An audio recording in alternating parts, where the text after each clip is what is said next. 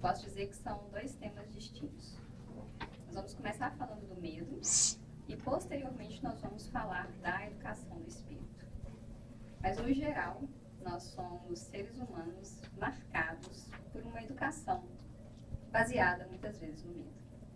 E nós vamos descobrir por que isso faz parte da nossa história, por que isso faz parte do formato ainda educativo da humanidade e não só da humanidade, mas de vários reinos animais. Então, quando nós começamos aqui a falar do medo em nossas vidas, o medo é uma das emoções mais antigas e universais. Então, se eu for pensar no contexto do medo, lá desde o início das épocas primitivas, existia um medo comum que a gente fala que foi o medo inicial de todos nós, e quem ainda tiver medo da morte, é porque ele é bem secular. Então, no geral, se a gente for pensar nos homens da caverna, o maior medo que eles tinham ali, se eles não vivessem de forma agrupadas, era o medo da morte.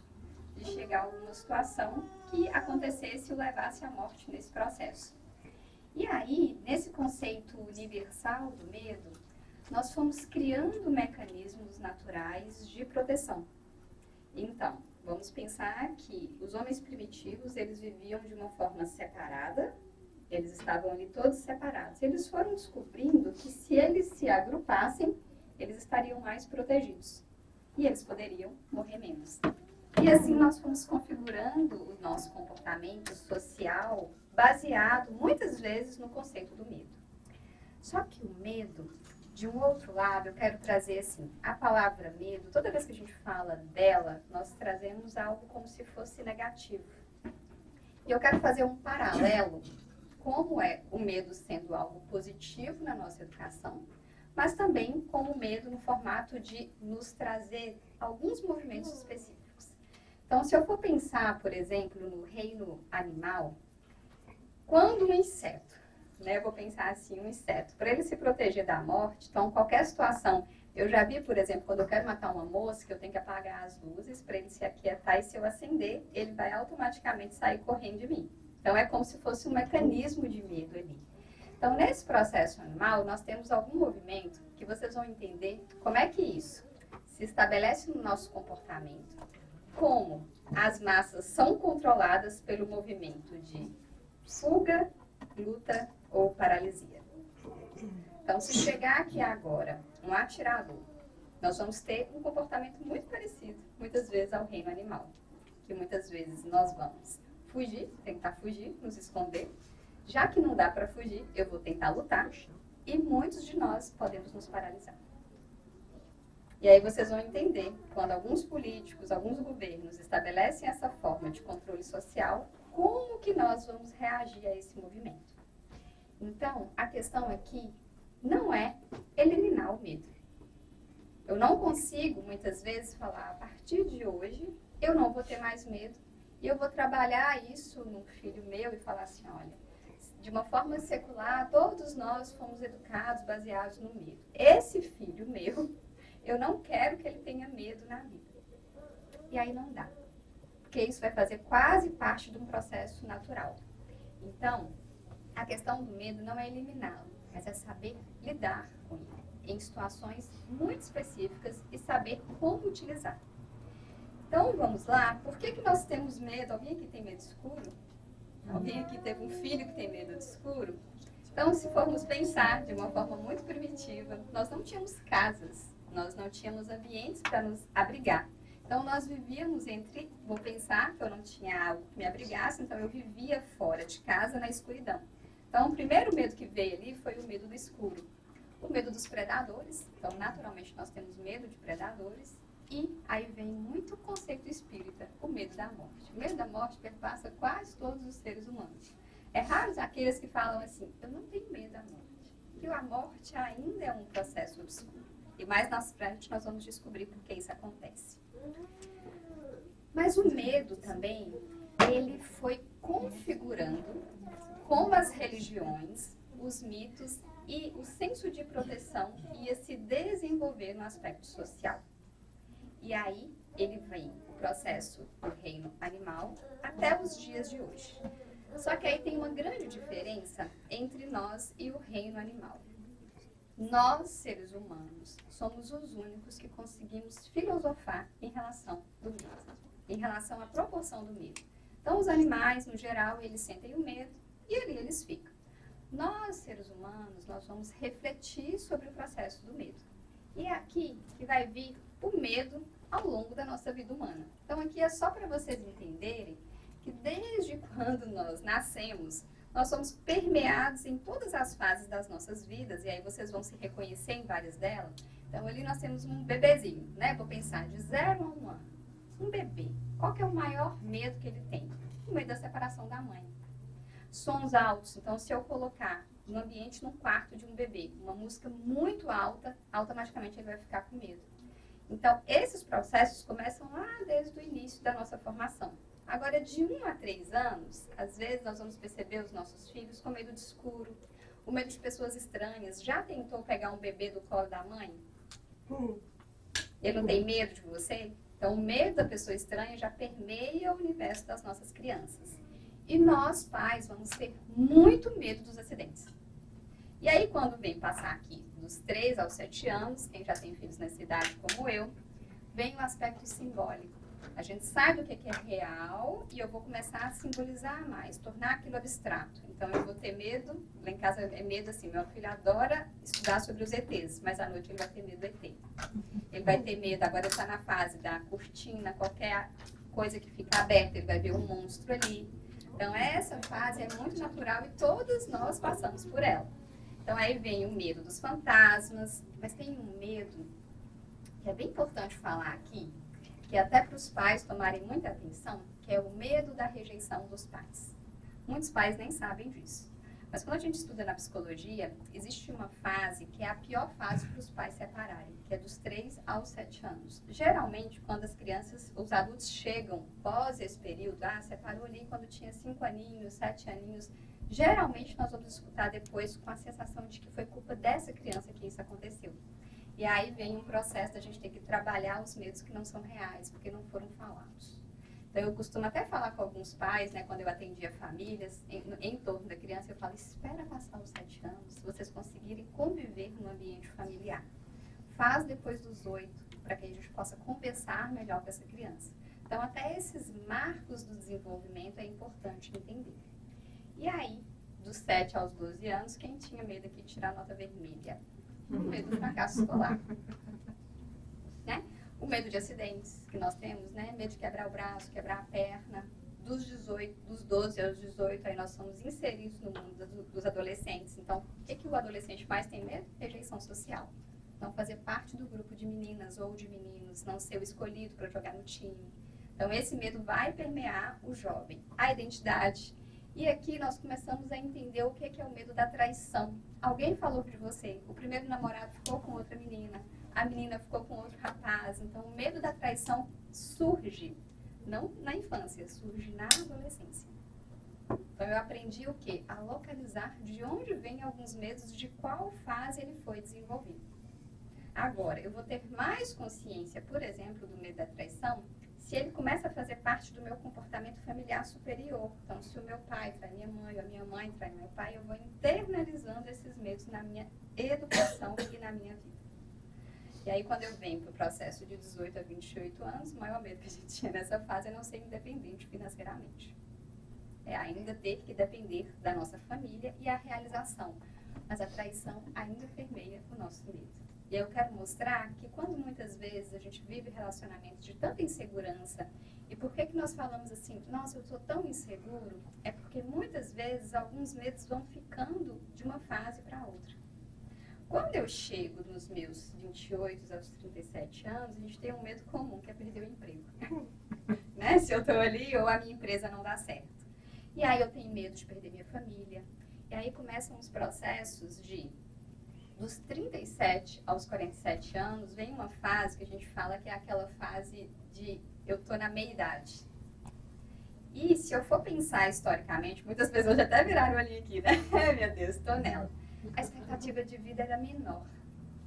Então, quando eu chego ali nos 37, 47 anos, aí vem o medo secular. As pessoas não viviam tanto antes como vivem agora. Então, automaticamente, eu penso que eu já estou morrendo. Então, é muito comum eu encontrar pessoas, principalmente homens, tá? Eu até falo isso muito com você, né? Com meu marido. Eu falo, não tá morrendo. Chegou aí na idade, não tá morrendo. Por quê? Porque a expectativa de vida foi para 80. Subiu. Mas eu ainda estou aqui achando que eu estou morrendo. Quando eu chego ali nos meus 50 anos. Né? E aí tem várias trends, até a Dagon colocou essa semana no... Eu me identifiquei profundamente quando chegou a minha idade de ser mais idosa, aí as mulheres agora estão tudo na academia, tentando viver mais, né? Eu falei, eu sou assim, tá, Dagon? Nesse formato. Mas aí vem um processo, olha que interessante, quando eu chego nos meus 67 anos a 87 anos, eu tenho um medo que eu volto lá no medo de 1 a 3, que é o medo de depender 100% de alguém. Né? O maior medo de uma pessoa idosa é o nível de dependência que ela vai ter, tanto financeira quanto para todos os fatores. E aí nós voltamos nos medos iniciais da vida. E o 100 vem a fragilidade extrema, que é como se fosse um bebê de novo, que é o apego. Quem vai cuidar de mim? E eu já fiz uma palestra sobre o envelhecimento anteriormente, e nesse processo de falar do envelhecimento, nós não ainda preparamos o nosso envelhecer. Nós ainda viemos de cultura coletivistas, onde nós fomos educados a um cuidar do outro. E quando eu vou para culturas individualistas, como a cultura, né, dos Estados Unidos, eu percebo que o processo de planejar o envelhecimento, ele traz muito mais um processo de independência e preparo dessa pessoa sobre a sua própria vida do que a nossa cultura brasileira. Então, existe uma grande diferença. Como é que é marcado sobre isso? Quando os idosos lá, né, eles já começam a ter... Aqui, por exemplo, tem as casas 55 mais para comprar. Alguém já viu essas casas? Que são os condomínios. Né? Ali é uma preparação para esse envelhecer com mais independência. Os lugares, os asilos são marcados na nossa cultura como um lugar de deixar a pessoa. Aqui, os lugares dos idosos não são somente para deixar as pessoas, dependendo da forma que ele planeja. É um lugar onde ele escolhe ir. É diferente. Eu tive que lidar com isso porque eu venho de cidade do interior, e a cidade do interior, o asilo era um lugar onde a gente ia fazer muita caridade. Lembram disso? Então, o asilo era o lugar onde a gente ia visitar. Aí, quando eu fui para o sul trabalhar num lugar de idosos, onde eles escolhiam voluntariamente ter o seu próprio lugar a altos custos para que isso acontecesse, eu entendi, não é um lugar de despejo de idosos. É uma preparação para o envelhecer. Mas a teoria do medo também permeia as teorias da psicologia. Então, o medo é marcado na nossa história, mas tem pessoas que pesquisam sobre esse medo e faz parte de grande parte das teorias. Então, nós começamos com Freud, quando ele fala, né? Então, a corrente da psicologia, ela começa aqui, eu costumo falar assim, Freud é a base desses estudos. Vamos estudar esse comportamento humano? Já que ele permeia quase todo mundo, vamos tentar categorizar aqui. E aí ele faz a diferenciação do medo de organizar o ego e a regulação dos impulsos. Então, muitos espíritas, né, muitos palestrantes espíritas, porque Jung e Joana de Ângeles são muito próximos, eles vêm aqui da base de Freud e vai falar assim, deixa eu entender que instinto é esse, que id é esse, que elaboração do ego é esse, que eu vou conseguir elaborar o que eu estou sentindo, e aí eu vou aqui para o superego. Então, a teoria da psicologia e do que nós estudamos no espiritismo, eles se cruzam a todos os momentos. E aí nós temos um pesquisador, eu sempre errei o nome dele desde a época da faculdade, que é Bowlby. É o segundo, ele ajuda alguém? Bowlby? Bowlby. Aham, então eu acertei na faculdade inteira. Ele estuda basicamente a teoria do apego, que é essa teoria da maternidade. Então, as teorias da maternidade vêm desse conhecimento de estruturar os vínculos afetivos. E quem é pai e mãe aqui vai ter uma diferença muito clara sobre o deixar ou não deixar o bebê chorar até dormir. E vocês que trabalham na casa das americanas, quem já trabalhou na casa americana que viu o bebê chorar até dormir? Né? E isso incomoda profundamente o nosso coração. E a gente cria aquela ideia, será que isso está certo ou não está certo? Por que que eles fazem esse movimento de uma forma tão natural, que a criança tem que aprender a se autorregular?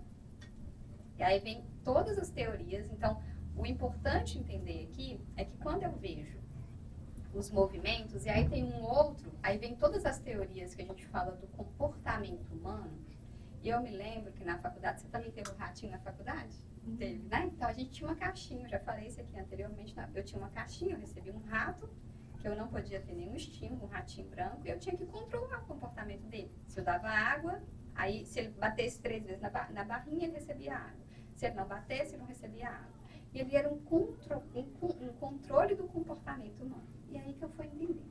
Se tem como eu testar os animais, né? Infelizmente a gente testa os animais ainda permeia, né? A gente tem lutado para que os animais não sejam lá, mas não tem como ainda.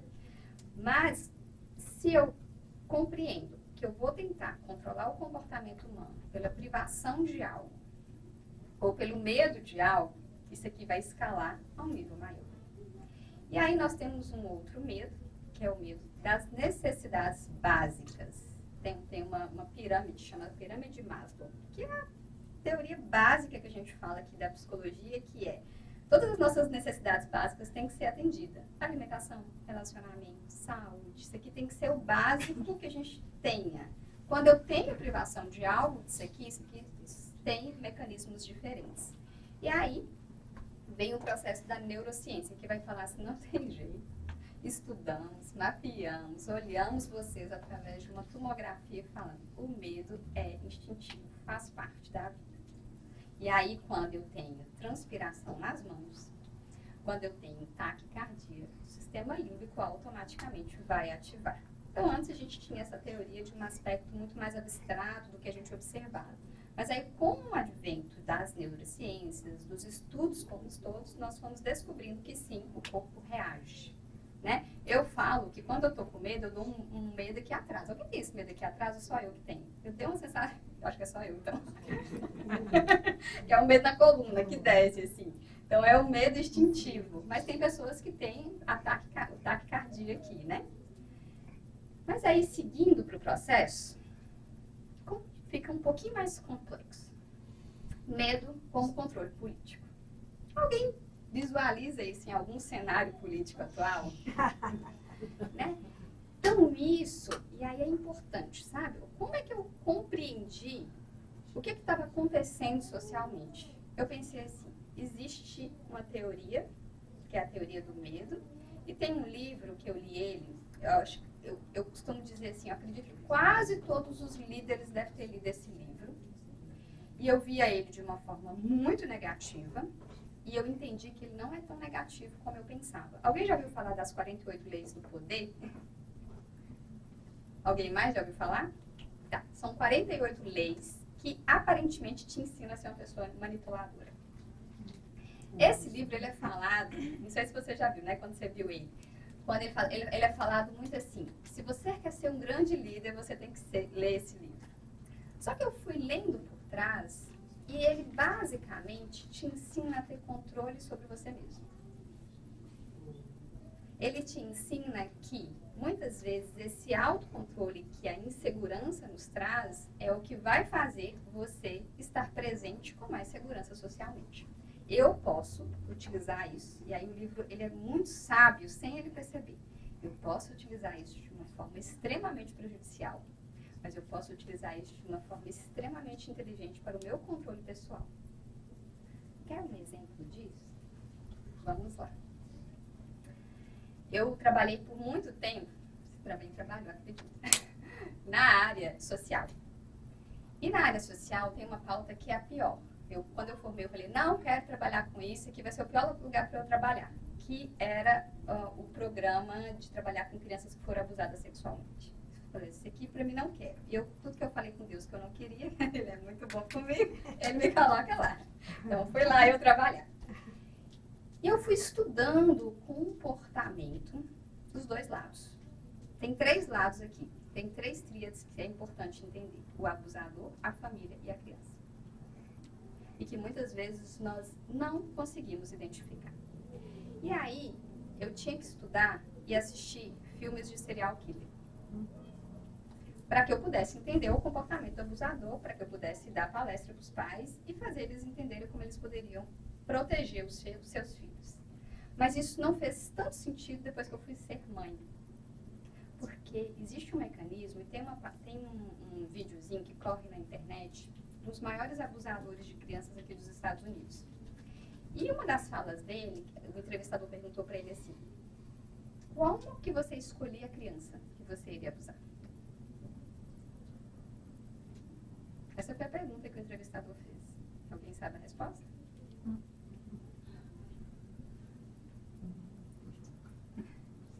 Alguém soou a resposta? Tem que estar na ponta da língua dos pais. Deixa eu ligar o telefone que eu te conto.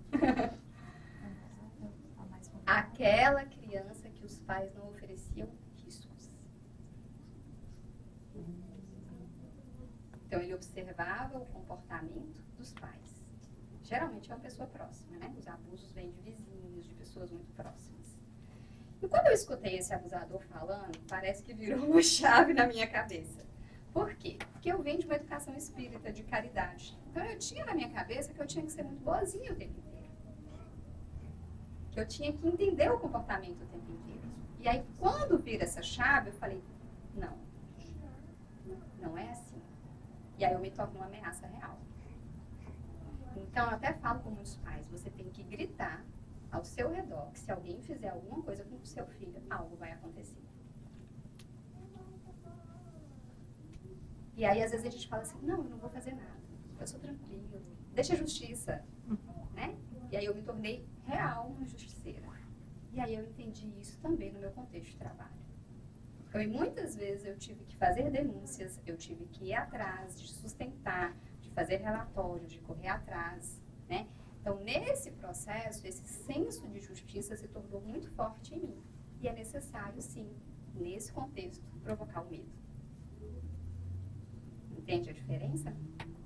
E muitas vezes eu escuto quando eu estou atendendo, principalmente adultos que foram abusados na infância, é a sensação de não ter ninguém olhando, ninguém protegendo e ninguém trazendo medo para aquela situação. E aí quando eu volto lá atrás, eu falo, agora está na hora de lutar, de proteger, de ser uma pessoa que vai atrás dessas situações. Então a gente sai desse lugar passivo da nossa vida. Por isso que eu falo, o medo não é de todo negativo.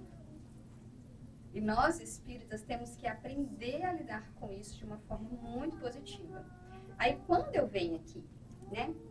Quem controla o medo, controla as massas. E hoje nós temos dois lugares que é o marketing. Nunca os presidentes de todos os países utilizaram tanto as redes sociais como estão utilizando hoje. Alguém tem dúvida disso?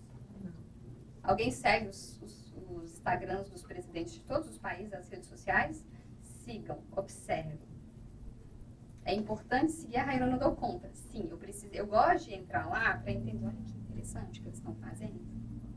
Né? Recentemente eu vi um vídeo colocando um monte de pessoas algemadas, saindo. E é uma forma de controle social do medo. Olha, isso aqui é o que vai acontecer com você.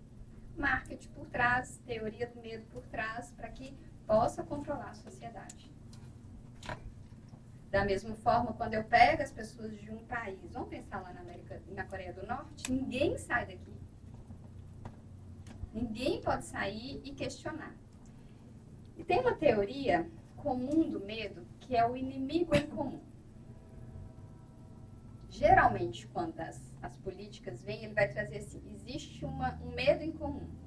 O medo de um grupo específico, um medo de um terrorista específico, um medo de alguém específico. Então, eu vou trazendo uma sensação de, vamos todo mundo ter medo dessa situação?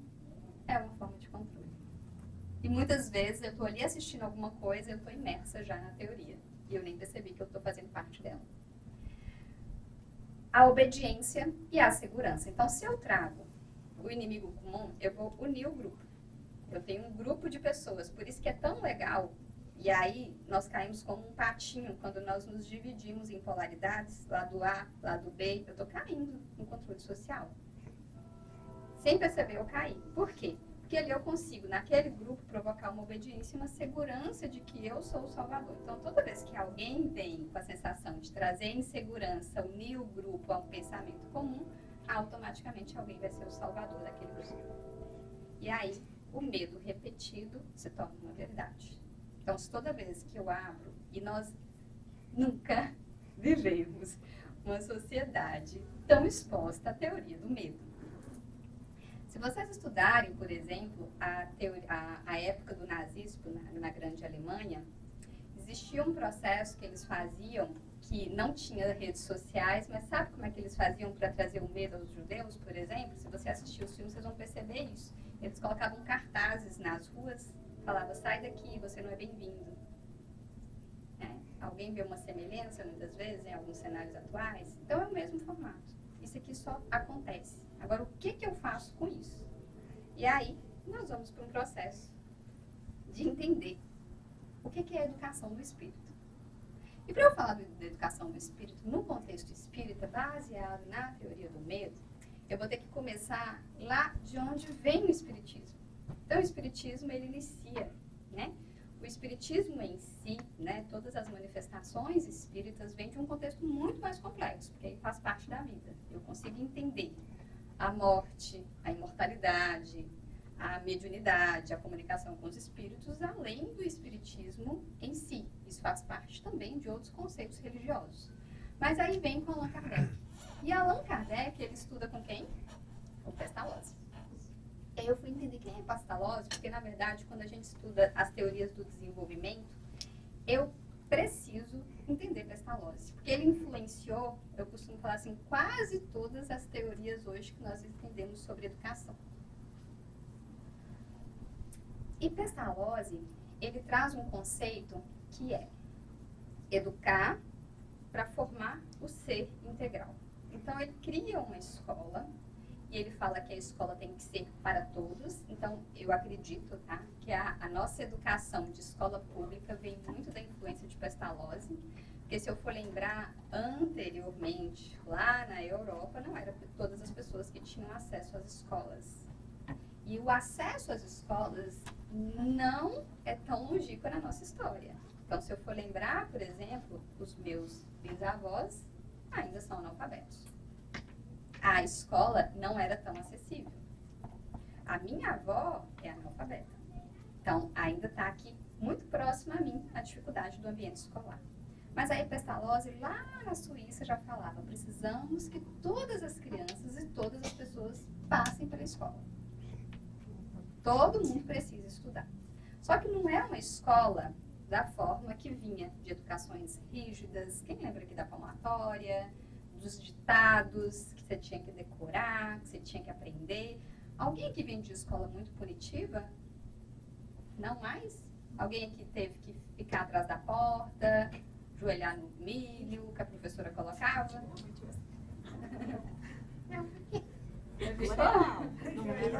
Conversava demais. Essa eu não conhecia, não. Né? Então, tem muitas professoras que ainda no sistema educacional, vocês podem perguntar, quem tem avó viva aí, pode lembrar que isso fazia parte da educação dos nossos avós, que vem de uma educação punitiva no ambiente escolar. Isso a gente está falando do ambiente escolar. Tirei o ambiente escolar aqui. Alguém aqui apanhou na infância dos pais? Sim, Com certeza. Entende? Então, aqui, aí eu vou. Vamos tirar o ambiente educacional. Ok. Alguém aqui apanhou dos pais na infância? Ponto. Alguém aqui conhece alguma criança que ainda apanha? Claro. Entendeu? Então, a gente está num processo ainda de vencer a educação pelo medo. Ainda não consolidamos isso com as nossas crianças. Agora, por exemplo, vamos lá. Eu gosto muito de fazer a comparação da criança com o adulto. Se eu terminar a palestra agora, não quero mais ver essa palestra aqui, vou embora. Tchau, todo mundo. Alguém teria o direito de chegar no meu corpo e falar, volta e senta aqui? Não. Como adulta. Agora, se fosse uma criança. Geralmente a gente tem esse direito sobre o corpo da criança. Então muda a fase, muda o olhar. Pestalozzi, ele traz que eu preciso observar antes de teorizar. Então, a teoria não vem só que saiu da minha cabeça. Primeiro, eu observo o comportamento humano, depois eu crio a teoria. Primeiro, eu vou do simples para o complexo, não do complexo para o simples. Então, geralmente, os pesquisadores fazem as perguntas mais bobas que tem. Parece que, assim, é uma pergunta de criança. Mas, geralmente, quando a sua teoria... É tanto que, às vezes, eu pergunto para o ChatGPT. Eu estou escrevendo algo e eu preciso transmitir isso para alguém ou transmitir para mim mesmo. Eu peço para ele assim, explique como se fosse para uma criança de 5 anos. Ele vai. Sabe ela fala assim, sabe aquele carrinho que estava andando ali na rua? Ele vai me explicar como se fosse para uma criança de 5 anos. Então, é do simples para o complexo. Então, vocês podem utilizar, muitas vezes, alguma coisa. Eu quero entender mais sobre isso. Pergunta o chat. Chat, explica como se fosse explicar para uma criança de 5 anos. Porque aí vocês vão ampliando. Chat, está muito simples. Ou está muito básico esse contexto. Vamos aumentar, quero saber mais sobre esse assunto. Aí eu vou tornando isso mais complexo. E aprender fazendo. Então, eu aprendo participando do processo. Não só colocando. E hoje, a gente não tem paciência para as nossas crianças. A criança questiona demais, a gente fala, fica quieta, aceita que é assim. E não dá mais. Então, a gente tem que trazer a ideia de que eu vou aprender experienciando. E a memória só após a compreensão.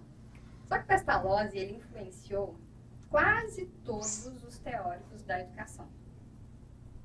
Piaget, Vygotsky, a própria Montessori, que é muito conhecida, que é uma das escolas mais caras que tem, as escolas Montessori, vem da teoria de Pestalozzi. E aí, quem é Kardec aqui? Um discípulo de Pestalozzi.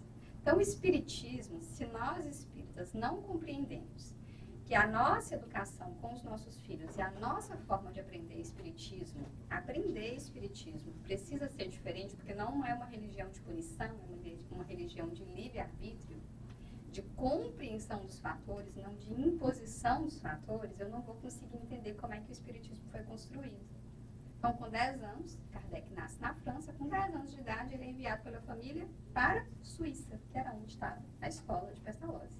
E ali ele se forma na educação de Pestalozzi. Ele era um educador na área de exatas. E aí ele vem, e é muito interessante o espiritismo vir da área de exatas, de um educador da área de exatas, porque ele vai trazendo a problematização. Então, o Livro dos Espíritos, ele foi muito bem pensado por um educador que compreendia todas as dimensões. É tanto que Kardec, alguém já viu um palestrante ou lendo o Livro dos Espíritos, e Kardec faz uma pergunta tão simples que os espíritos vão pensar assim, por quê? Já viu aquelas perguntas, aquelas respostas que os espíritos dão no Livro dos Espíritos? Por que você não vai conseguir entender. Por quê? Porque ele está testando todas as variáveis possíveis em relação àquelas respostas. E aí, vem a didática espírita. Se Kardec foi pedagogo antes de ser codificador, e aí quando a gente pensa na codificação dos livros dos espíritos, de todo o conhecimento espírita que permeia a nossa vida, ele foi pegando todos os fenômenos que na época eram muito mais mediúnicos e foi testando, foi perguntando, foi questionando e foi construindo. Então, quando começa ali, lá na França, todo aquele processo das mesas girantes, que traziam uma ideia de curiosidade, mas muitas pessoas traziam medo. Então, por que no geral, eu não sei se vocês veem dessa ideia, principalmente quando fala de espiritismo, né? Alguém já vivenciou isso sendo espírita? Eu vivenciei muito, porque eu fui para o espiritismo na adolescência, então, quando eu falava que eu era espírita, meus colegas tinham medo de mim. Tinham medo de você também? Por quê? Porque parecia que eu estava num local com a mesa branca e havia espíritos. E que eu tinha as informações dos espíritos. Então, muitos deles, muitas vezes, chegavam perguntando assim, você sabe sobre a minha vida? Não sei nem da minha. Não sei nem da minha, imagina da sua. Então, esse estereótipo do medo, do sobrenatural, da comunicação dos espíritos, e aí algo que permeia muito a minha vida desde a adolescência é o medo dos espíritos. Por quê? Porque estar num lugar onde a mediunidade é presente, muitas vezes a gente não consegue entender o que é essa comunicação dos espíritos. O que é uma manifestação, uma sensação espiritual. Muitas vezes a gente não entende essa dimensão. E, historicamente, as religiões controlaram o nosso medo pelo medo do sobrenatural. A dizer, do medo Né? Então eu vou pensar que tanto que o medo das bruxas, que eram talvez espíritos encarnados, não foi colocado de uma forma. A personificação do demônio, de uma forma muito feia. Então essas representações culturais que foram sendo colocadas foi muito para nos distanciar do medo do mundo espiritual. Isso é uma forma também de trazer para o que é aqui, neste momento, que é uma forma das religiões ir se configurando. E aí, quando vem o Espiritismo vem pela ciência da observação, pela filosofia do ensinamento moral. Então, quando eu penso na educação espírita, eu penso, e aí para mim às vezes é difícil, para muitos que não têm filhos ou que ainda têm filhos grandes no processo, existe um processo da educação espírita, que fica parecendo que os evangelizadores precisam aprender isso para educar os nossos filhos, mas não é. A educação espírita é a educação que eu internalizo na minha vida e eu tenho a compreensão de onde eu estou inserido no processo, de que educação que eu venho, eu continuo me educando e aí nada é parado, nada é estático, nada é imutável. Então não existe Gabriela aqui na casa espírita que nascia assim, morria assim, não dá, que aí não é espírita. E eu tenho que colocar-me o tempo inteiro no processo de modificação.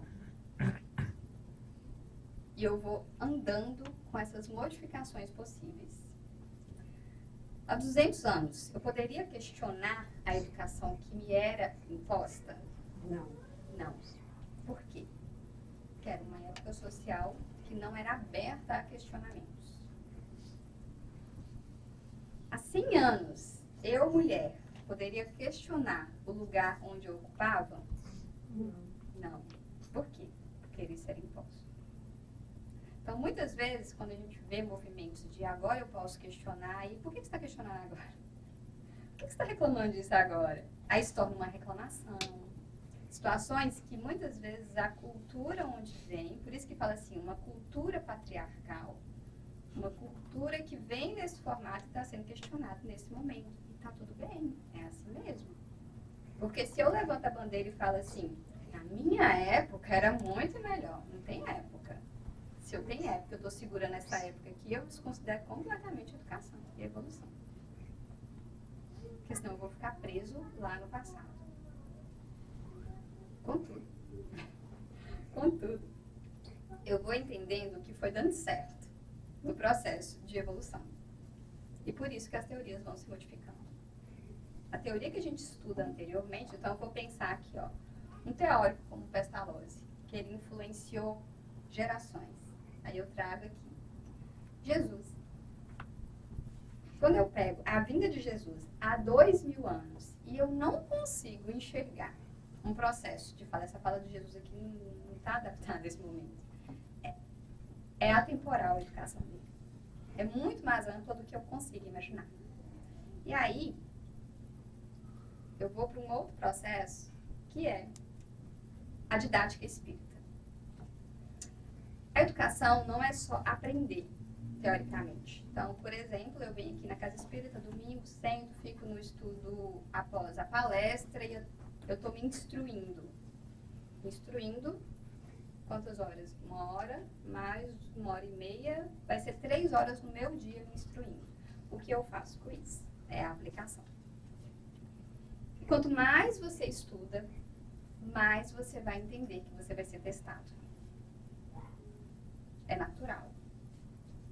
Né? Eu me lembro assim, eu queria bater com a cabeça e esqueci o que eu aprendi para não vir tantos testes mais complicados. Naturalmente, os testes vão se complicar. É como se fosse uma escola. Se você passa de uma série, de uma graduação para outra, a complexidade vai aumentando. E isso acontece também a nível de educação moral.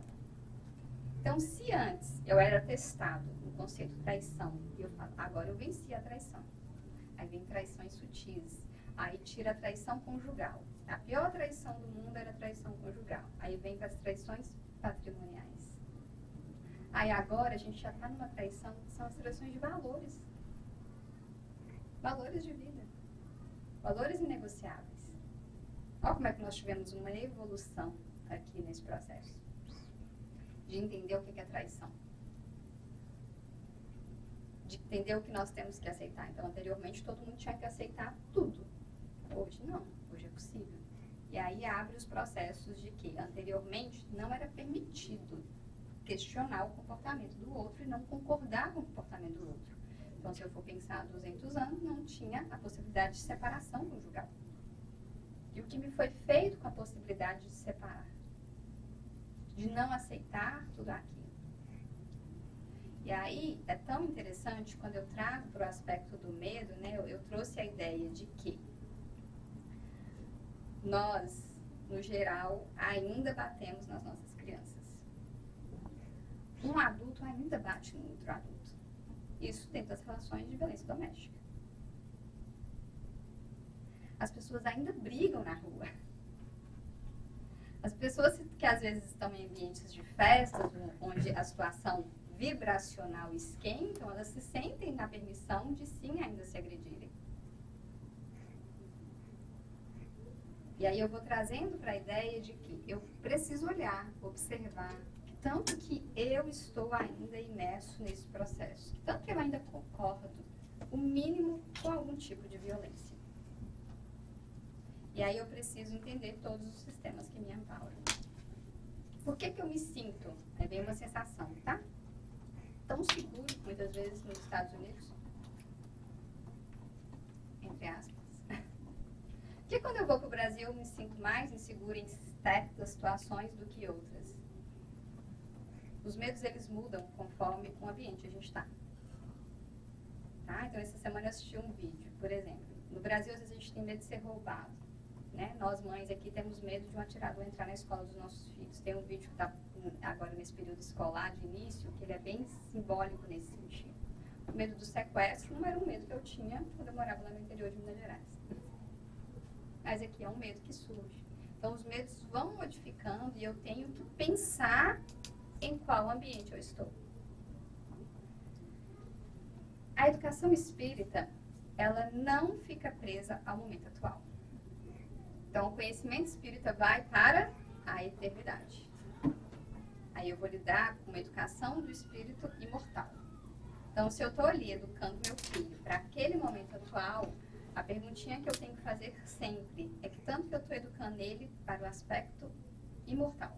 E aí o espiritismo vem lidando e nos libertando, pouco a pouco, ainda do medo da morte. Rayane, como é que o espírita lida com o medo da morte? E aí, eu já conversei com a Dagmar sobre isso, né? Tem pessoas que não gostam de falar da morte. E quando fala, o olho fica... Não quero falar sobre a morte. Mas é uma das certezas que nós temos. Agora, como é que eu me preparo para a morte? Já fez o script na cabeça? Ah, eu já fiz para a minha morte. E para a morte do meu filho. E para a morte da minha mãe. E para a morte do meu marido. No geral, nós somos automaticamente, se eu virar, por exemplo, para o meu marido e falar, o que a gente vai fazer caso o nosso filho morra? Ele não fala disso. Não é hora de falar disso. Então, a gente nunca está preparado para falar sobre a situação. Nós somos cortados. Quem vivencia isso o tempo inteiro? Toda vez que fala sobre esse assunto, parece que vem a faca, tramontina e corta. Né? E corta a gente nesse momento. Eu não vou aprendendo a trabalhar o meu sentimento para lidar com essa situação. Mas aí vem o espiritismo. E coloca aquele monte de livro que ninguém fica vivo. Já viu algum livro espírita não ter morte? Porque tem que mostrar o outro lado. Então, quase todos os livros espíritas vai ter uma situação de morte, porque o espírito vai morrer e vai narrar a vida desse espírito lá. Olha aqui, está falando da morte. E como vai ser. E aí o medo da solidão. Nós imigrantes, né, migrantes na verdade, nós vivenciamos um medo muito mais forte que é o medo da bendita dessa solidão. Mas isso não é um medo só de pessoas que fazem movimentos migratórios. Isso é um medo existencial, o medo da solidão. Isso aqui é uma forma de controlar. Quer ver? Como é que eu controlo o medo da solidão?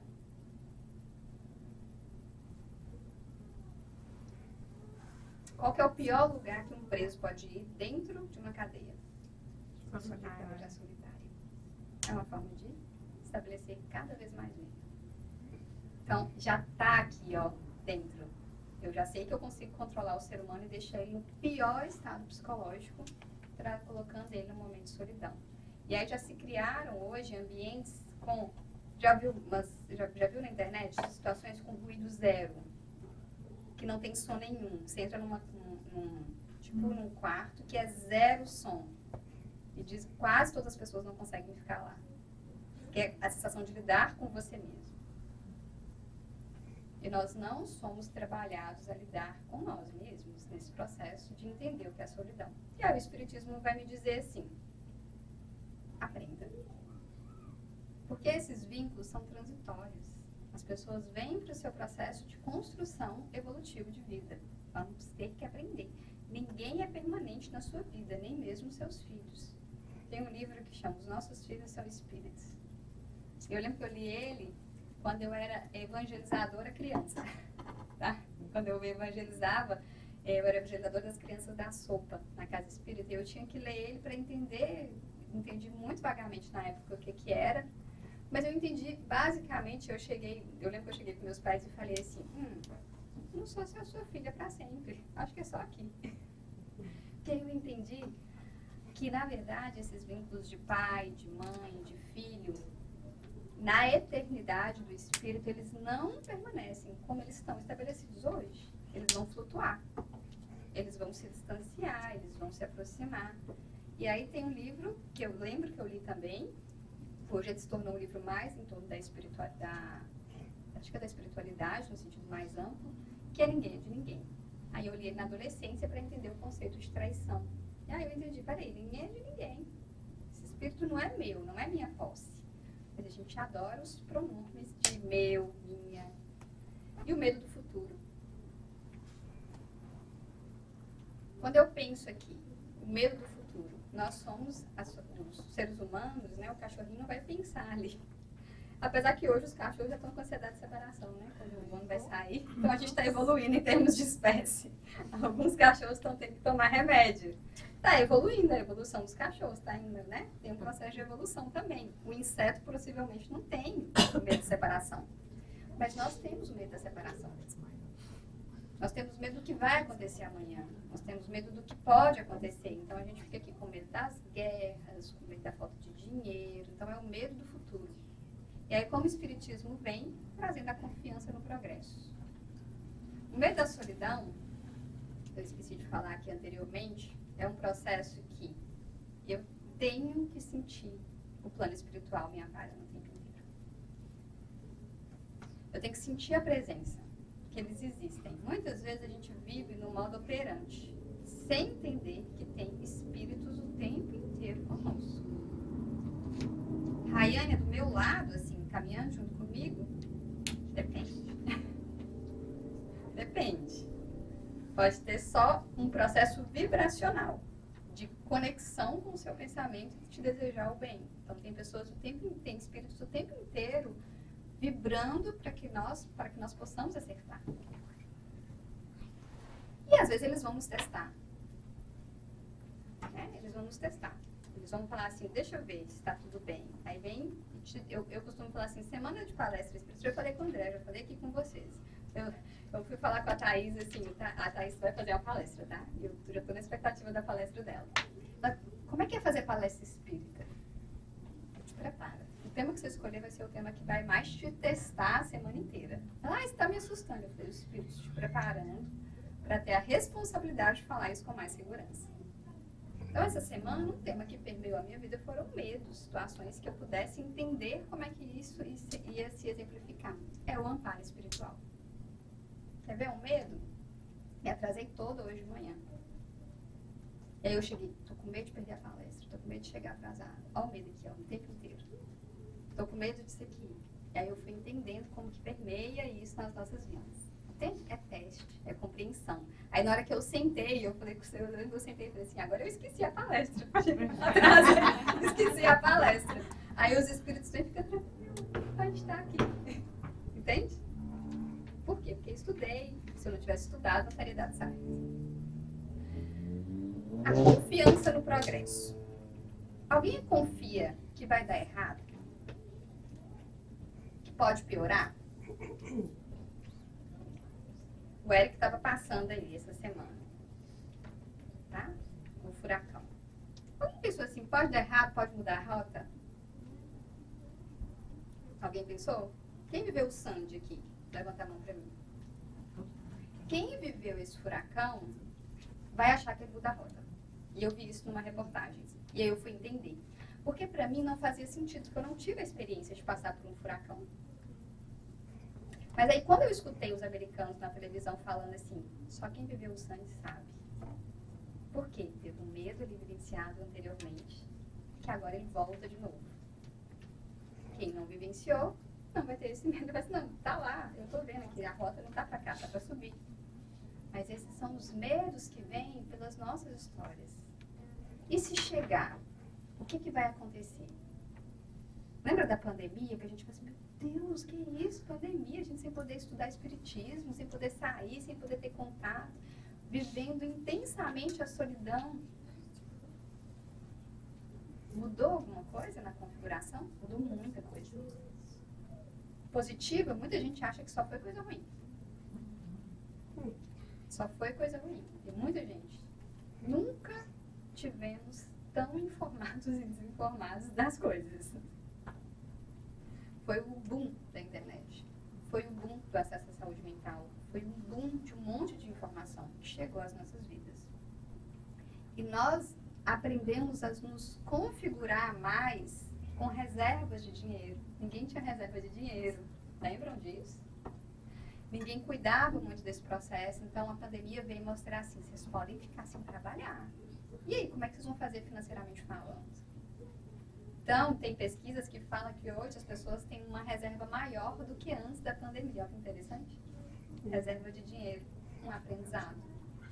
E, no geral, a gente sempre achou que foi assim, é um mal que veio de um outro país, ele se torna o nosso inimigo comum e a gente foca nisso. Tira o foco disso, vai para outro olhar.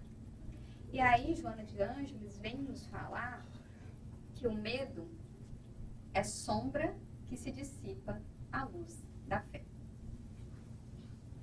E aqui nós vamos para o conceito mais importante que temos em todas as religiões e que poucas pessoas conseguem sentir: fé, confiança.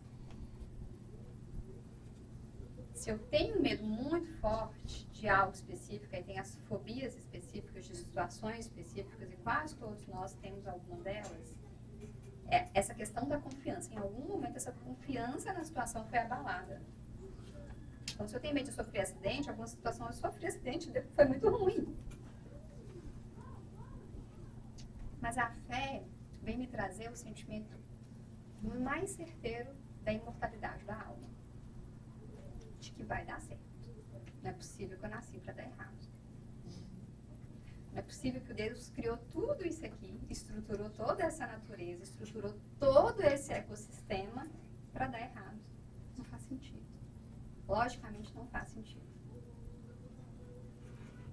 E aí, nós vamos com a função libertadora, de nos libertar de nós mesmos, da educação que nós recebemos, de como nós somos controlados. E toda vez que vocês pegarem um conteúdo na internet, todas as vezes que vocês pegarem um conteúdo na internet, verifique se não tem teorias por trás tentando fazer esse controle social. Até mesmo hoje, por exemplo, qual que é o maior medo dos pais? São as telas, certo? As telas. Então, as telas a gente já sabe que vídeos longos, eles descobriram que vídeos longos fazem a pessoa perder. Então, cada vez mais, por exemplo, se eu pegar essa palestra e de uma hora para outra falar com vocês, vão ser 2 horas de palestra, aí vocês vão falar comigo que você tinha que ter me avisado antes. 2 horas é muito. Eu vou ter que fazer xixi, vou ter que comer, vou ter que avisar. Então, nós estamos encurtando o nosso tempo de atenção. Então, antes, as pessoas assistiam palestras longas, o ambiente escolar era longo. Hoje, os vídeos do Instagram, de todo o processo, é 1 minuto para prender a atenção. Então, as empresas têm 1 minuto para te chamar a atenção. Esse é o tempo que se coloca. Então, geralmente, vai trazer coisas muito chamativas, muito catastróficas. Às vezes, por exemplo, eu estou assistindo um vídeo com o Heitor, normal, tá aqui passando o vídeo. O normal, tá escutando. Aí se tem assim, aí sofreu um acidente. Que acidente? Entende? Por quê? Porque o trágico chama a atenção. O educar é transformar o medo em confiança. E o espiritismo é a pedagogia do amor. E nós vamos caminhando aqui para esse processo de finalizar, que nós temos o papel de educar o espírito de forma contínua, com muita coragem. O Pestalozzi, ele vai educar a cabeça, o coração e as mãos, que é a mesma coisa de educar o espírito imortal. Aí eu pergunto para uma criança, quem tiver criança ao redor pequena assim, e fala, qual que é o papel da educação? É educar a sua cabeça, o seu corpo ou o seu espírito para a eternidade? Aí ele tem que ter a ideia de que existe um espírito imortal. Nós temos a ideia de que a educação que nós recebemos, ela se permeia. Se eu morrer agora, eu vou conseguir lembrar de tudo que eu aprendi aqui para a eternidade? Quais foram os conhecimentos? Se eu fui um dia inteiro, tudo que eu vi na internet, tudo que eu vi em termos de palestras, o que eu levo de educação para a vida após a morte? Aí vocês vão entender o que fica. Não temas, crê somente. O medo deixa de ser prisão e se torna degrau para a ascensão. Eu espero ter feito uma caminhada com vocês em relação ao conteúdo do medo. É uma palavrinha que está tão presente nas nossas vidas, mas é tão necessário equilibrá-la de uma forma tanto positiva na nossa vida, ela é positiva em vários cenários, no formato de nos proteger, e aí eu coloco aqui a lente. Nos proteger de andar em alta velocidade, da pauta suicídio, né? Porque todos nós não somos arrastados diante de uma dificuldade para o suicídio. O medo, o instinto de preservação. Aqui tem medo colocado. O que vai acontecer com o meu corpo? Então, o medo, se bem trabalhado e internalizado, eu consigo tornar ele educativo no meu processo. Mas ainda viemos de processos de medo punitivos que não permite esse processo que vem de Pestalozzi para Kardec, que é um processo educativo atemporal na nossa existência. Um bom domingo para vocês. Obrigada.